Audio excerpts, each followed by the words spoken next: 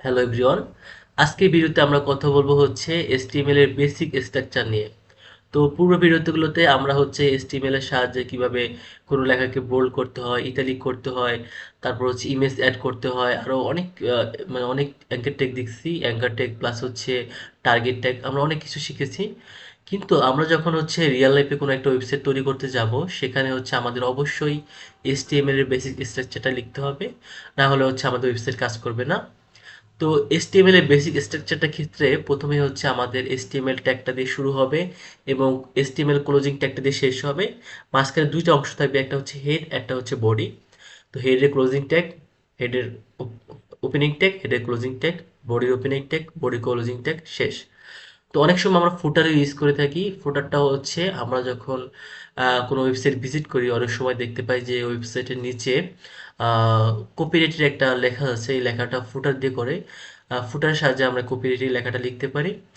তো আজকে ভিডিওতে আমরা একদম বেসিক স্ট্রাকচারটা শিখবো আর হচ্ছে কিছু কিছু জিনিস ইমপ্লিমেন্ট করার ট্রাই করব। তো শুরু করা যাক।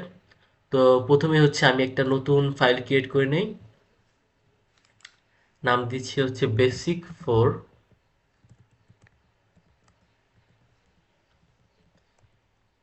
তো প্রথমে হচ্ছে আমরা কি বলেছিলাম যে আমাদের হচ্ছে HTML এর ওপেনিং ট্যাগ আর ক্লোজিং ট্যাগ দিয়ে শেষ করতে হবে।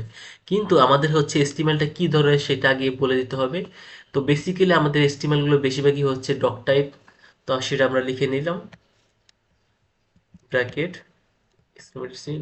ডক টাইপ এবং শো করছে, আমি ট্যাব দিয়ে নিয়ে নিলাম। তো ডক টাইপ HTML। এখন হচ্ছে আমরা HTML এর ওপেনিং ট্যাগটা দিব, ক্লোজিং ট্যাগ। এখন হচ্ছে আমাদের হেডের ওপেনিং ট্যাগ, ক্লোজিং ট্যাগ।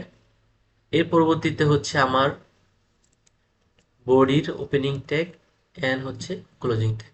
তো এই হচ্ছে আমাদের বেসিক HTML কোড। আমরা নিচে চাইলে ফুটারও লিখতে পারি, বাট আমরা লিখলাম না। তো এই বডির মধ্যে আমরা চাইলে একটা প্যারাগ্রাফ লিখতে পারি।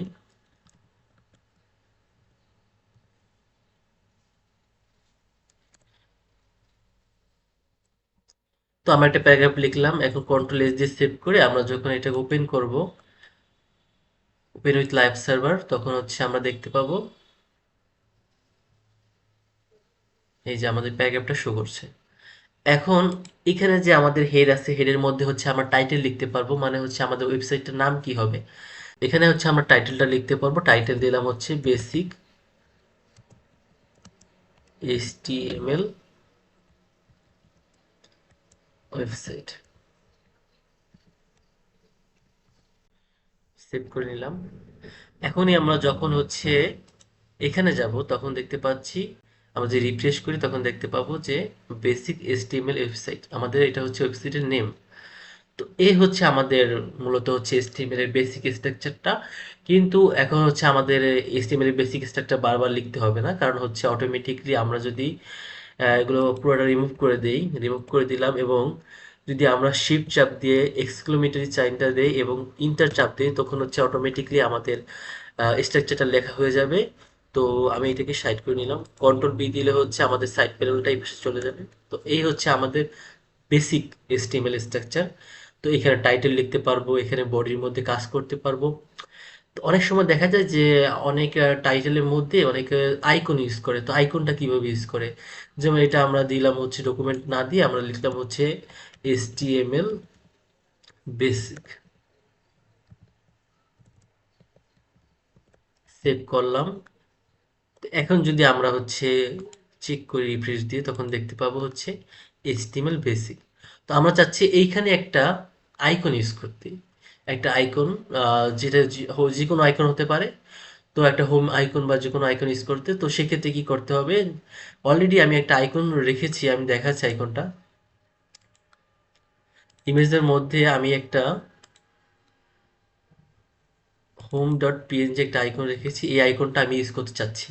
সেই ক্ষেত্রে কি করতে হবে, এই আইকনটা আমাদের কোথায় আছে, ইমেজ ফোল্ডারের মধ্যে আছে, নাম হচ্ছে হোম ডট পিএনজি। তো এই আইকনটা আমরা কিভাবে ইউজ করব। তো আমরা হচ্ছে HTML এখানে চলে গেলাম। এইখানে আমাদের দিতে হবে হচ্ছে লিঙ্ক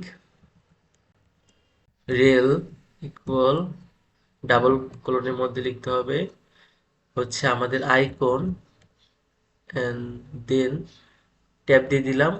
এই স্টেপের মধ্যে হচ্ছে আমাদের ইমেজের নামটা দিতে হবে। তো এখানে হচ্ছে আমাদের ইমেজ ফোল্ডারে যেহেতু আছে আমরা ইমেজ লিখবো, দেন হচ্ছে স্ল্যাশ দিয়ে হোম পিএনজি। ওকে, তো এই হচ্ছে আমাদের ছবিটা আমরা এখানে ই করে নিলাম। এখন সেভ করে নিই। এখন যদি আমরা ওয়েবসাইটে যাই, রিফ্রেশও করার দরকার নেই, অটোমেটিক হচ্ছে আমাদের দেখাচ্ছে। ওকে, তো কিভাবে হচ্ছে আমরা একটা ওয়েবসাইটে আইকনে অ্যাড করতে পারি। তো এই হচ্ছে এই ভিডিওতে। পরবর্তী ভিডিওতে আমরা হচ্ছে আরো অনেক কিছু নিয়ে কথা বলবো, কিভাবে একটা ফর্ম লিখতে হয় সেটা নিয়ে কথা বলবো, ইনপুট নিয়ে, সিলেক্টর নিয়ে, আরো অনেক বিষয় নিয়ে ডিপলি কথা বলবো। তো পরবর্তী ভিডিওতে দেখা হচ্ছে।